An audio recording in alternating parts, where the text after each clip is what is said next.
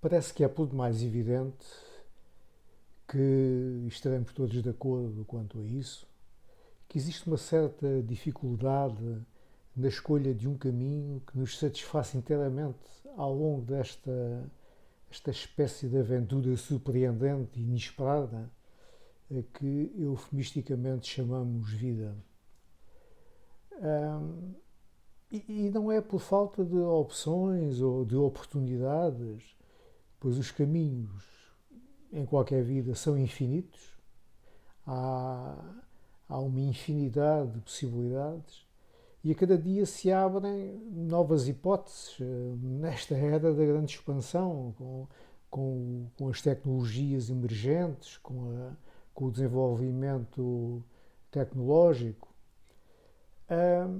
Provavelmente o que impera no nosso subconsciente, na chamada memória do corpo, há quem lhe chame karma, se bem que karma tenha mais a ver com a ação, mas para estar relacionado, porque geralmente agimos de forma inconsciente, segundo alguns teóricos, cerca de 95% daquilo que fazemos, ou pensamos, ou dizemos, está armazenado numa base de dados que nós, na prática, não controlamos. Não é?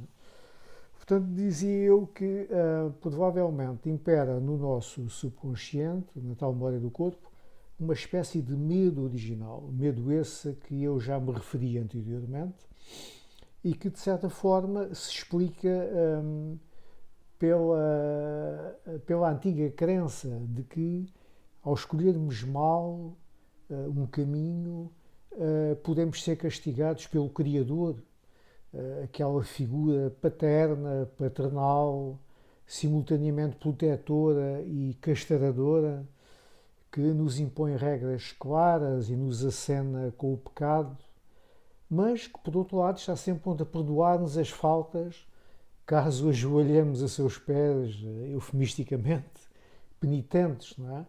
No fundo, não sei se nós pecamos porque temos alguém que nos perdoa e que nos permite pecar outra vez, se existe alguém que nos pode perdoar porque nós pecamos. É algo que eu ainda não consegui identificar, mas a verdade é que isto do perdão tem muito que se lhe diga, do perdão e do castigo, talvez numa outra conversa ou numa outra espécie de pensar em voz alta, que é aquilo que eu chamo este tipo de discursos, talvez isso possa acontecer. Contudo, alguém que seja mais liberal ou mais pragmático, talvez um anarquista, um ateu, não é? Perguntará de pronto, mas para que raio queremos nós um caminho se podemos calcorrear o mundo sem sair do conforto da casa ou do local habitual? Epá, há de facto pessoas que passam a vida a viajar. Eu conheço algumas pessoas que adoram viajar, falam de viagens, quando está num determinado lugar já está a pensar noutra viagem, mas contudo nunca saem do mesmo sítio. Estão sempre dentro delas, não é? Falam, mas transportam-se a si próprio e é muito interessante este tipo de, de, de parênteses, digamos assim. Portanto, podemos então calcorrear o mundo hoje em dia, de facto, sem sair do conforto da casa, do local onde estamos, e se pararmos para passar nesta possibilidade, subitamente o nosso cérebro, depois de fazer a tal incursão ao passado, que está às memórias, que estão gravadas por milénios de conhecimentos culturais, encoraja a boca a verbalizar a conclusão. É a virtualidade. Nós podemos, através da virtualidade, viajar sem sair do mesmo sítio. E assim, será que podemos libertar-nos do facto de estar sempre no mesmo sítio porque viajamos? Apesar de viajarmos, digo eu, a tal impossibilidade que temos de nos libertarmos de nós mesmos, das tais memórias que estão escondidas. Pode estar a ver a muralha da China, hoje não é muito conveniente por causa do vírus, ou o Ground Zero, ou na Amazónia, tudo locais problemáticos hoje em dia, mas no fundo estamos a preocupar-nos com o nosso problema, do vizinho do lado, da conta para pagar. Isto é complicado. Não é?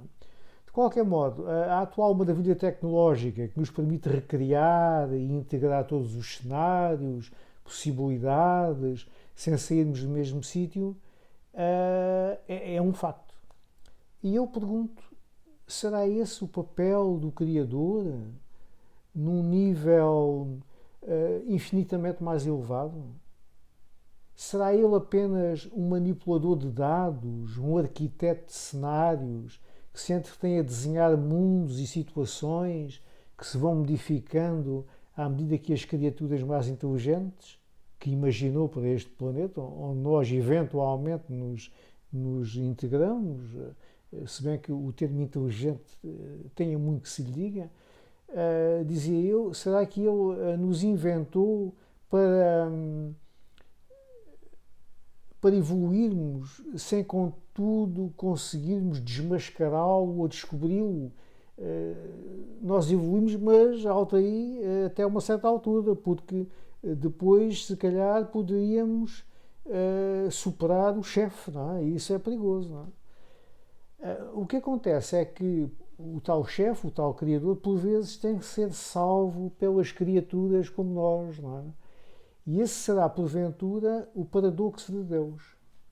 Eu acho que li em tempos um livro que tinha um livro ou um ensaio que tinha esse nome, ou se não era uma coisa muito parecida. Isto, nós vivemos muito tempo, tem estas coisas, a gente já confunde, mete os pés para as mãos. Não é?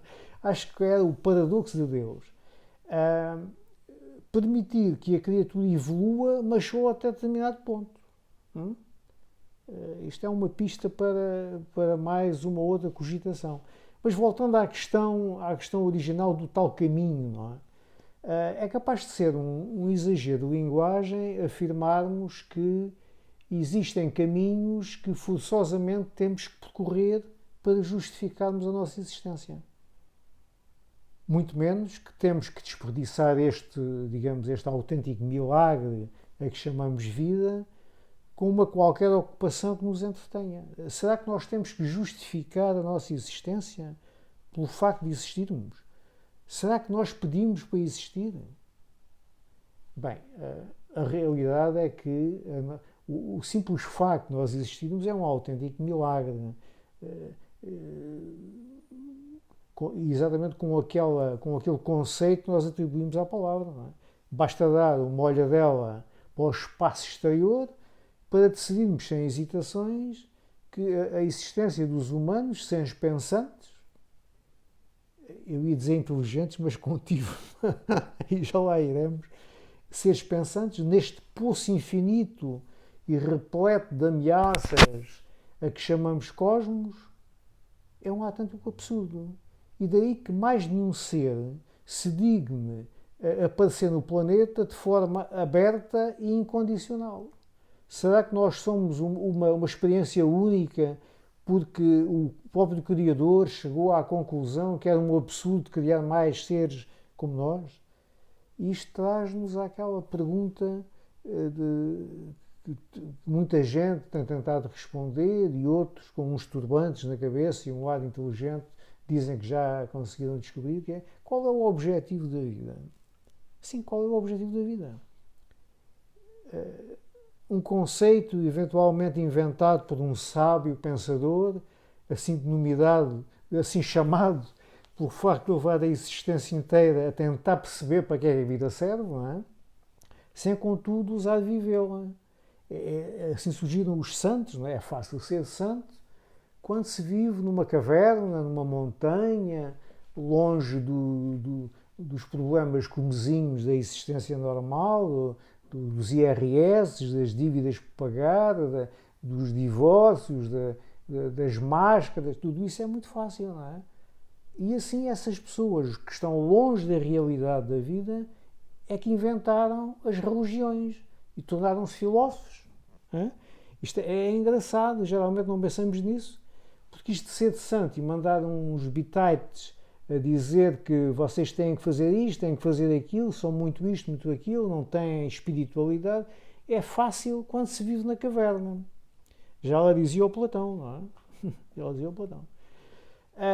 Mas se é verdade que somos autónomos para pensar de forma inteligente, nós, seres humanos, e para usar o nosso tempo da melhor maneira possível, desenvolvendo tecnologias facilitadoras, por exemplo, também é verdade que, de certa forma, o feitiço se virou contra o feiticeiro, pois o produto da nossa criação, de forma subreptícia, está a bloquear a nossa capacidade de pensar. Não sei se já uma vez tinham pensado nisto, mas de facto a forma como nós usamos a nossa capacidade de fazer coisas bloqueia ao mesmo tempo a nossa capacidade de pensar. Será isto um drama divino? Será isto um drama do Criador? Terá sido um erro de concepção? Não sei. O que é um facto é que eu vejo nisto uma certa analogia e imaginem só se de repente o Criador, o Deus, digamos assim, fosse inibido de pensar, só pelo facto de ter desenvolvido ferramentas facilitadoras da sua obra. Ficaríamos subitamente sem proteção divina. Imaginem que por algum motivo Deus desviava a atenção das criaturas. Ficaríamos entregues a nós próprios? Estaremos neste momento entregues a nós próprios? E será isso que explica os conflitos, as guerras, os vírus que nos vão sucedendo e irão sucedendo seguramente com uma frequência cada vez maior? Bom, deixamos o que é divino para os deuses, a Deus o que é de Deus, a César o que é de César, não é? Como só dizer-se, e fixemos nos problemas terrestres, comezinhos, não é? Que são, por agora, os únicos a que estamos condenados a dar atenção. Que remédio, não é?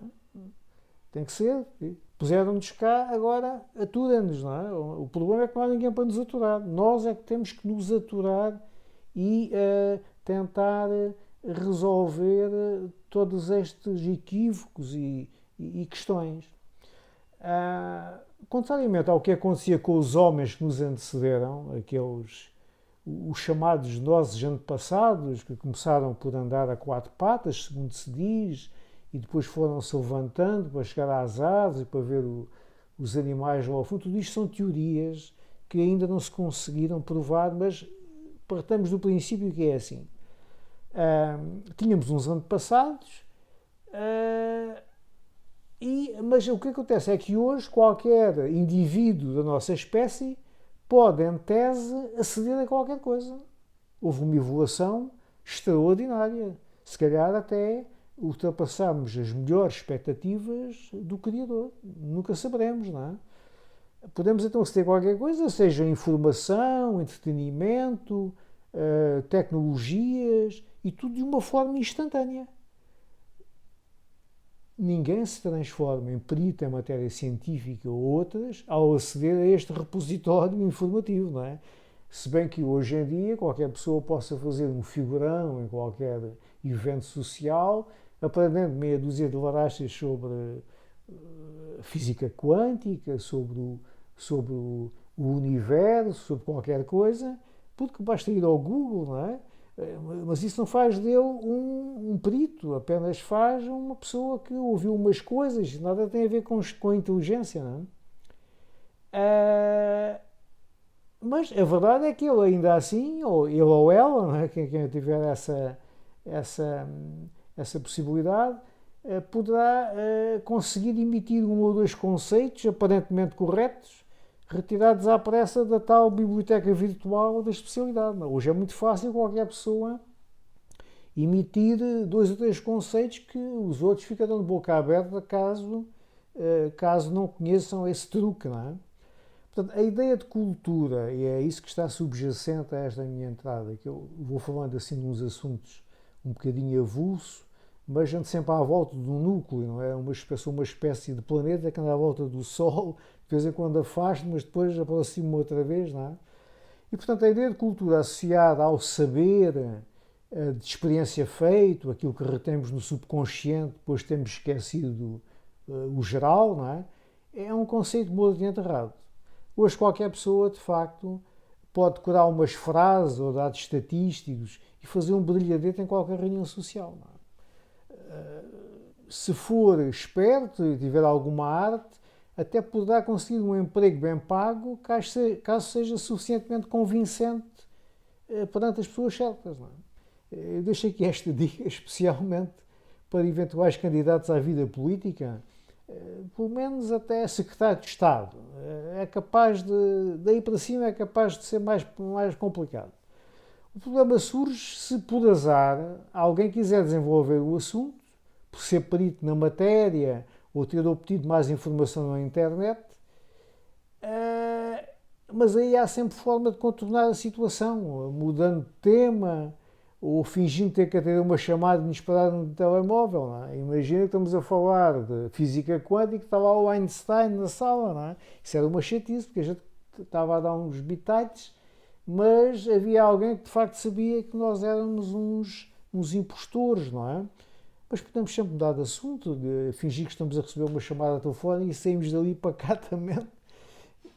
Se a chamada demorar mais do que 1 minuto, o perigo passou, não é? Pois certamente já o assunto foi substituído por outro tema qualquer e a imagem vendida continuará intacta, não é? Passou incólume, porque hoje em dia muda-se de assunto como quem muda de, sei lá, de bebida ou de óculos, ou pões... enfim. Esta é, portanto, uma prerrogativa do homem, do chamado homem moderno, o homem atual. Não é? Já o homem anterior, aqueles que viveram umas centenas de milhares de anos antes de nós, e os nossos pais, os nossos antepassados, não é? Não, já essas pessoas não tinham, não sei se lhes posso chamar pessoas, provavelmente já seriam pessoas, não sei se eles se chamariam pessoas eles mesmos, mas eu chamo, não é? Portanto, esse homem anterior, digamos assim, que é uma categoria que eu criei agora, não tinha essa prerrogativa e era obrigado a inventar os seus próprios jogos, ferramentas. Mais tarde eram obrigados a estudar os clássicos, as ciências em livros que eram praticamente inexistentes e conheciam bastante bem os seus limites, as suas fronteiras intelectuais. Mas não vá o sapateiro além do chinelo, como dizia o escritor.